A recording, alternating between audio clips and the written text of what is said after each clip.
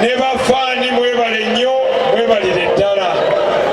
Eddoboozi eryange liweddewo kati lisigadde kwogera wasigadde.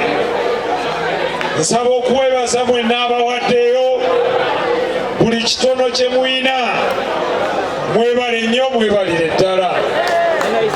Nsaba okwebaza mwenna abawaddeyo obudde bwammwe n'ebiseera byammwe ne mujja ne musiibula Kato.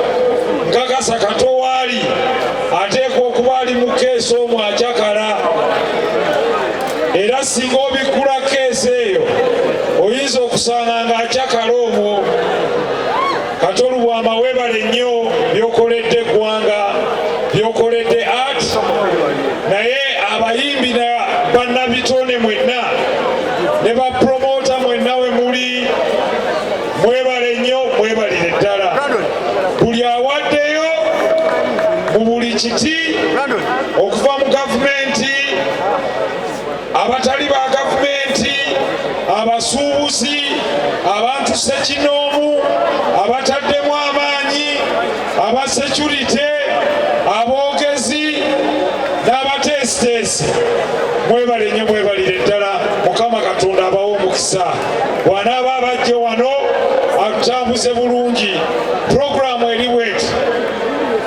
Olwaleero bwe tunaamala nga tukeeseza insha Allah, tujja kusimbula wano tugende Enkozi n'eri tubateekeddeteekedde. Buli omu asobola tutuukirize ekigambo kyaffe, tuwerekere Kato ennaku zino ezisigaddeyo ebbiri paka bwe tunaamuteeka ku ttaka omwoyo gwe bwe gunaawummulira. Siina kisukakaawo. Ani ne famire mwebale nnyo mwebalire ddala. Senga Nabagala n'abafamire mwebale nnyo mwebalire ddala. Mwebale kutugumiikiriza. Omukama Katonda abeere nammwe, abajje wano mirembe. Assalamu alaikum warahmatullahi wabarakatuh.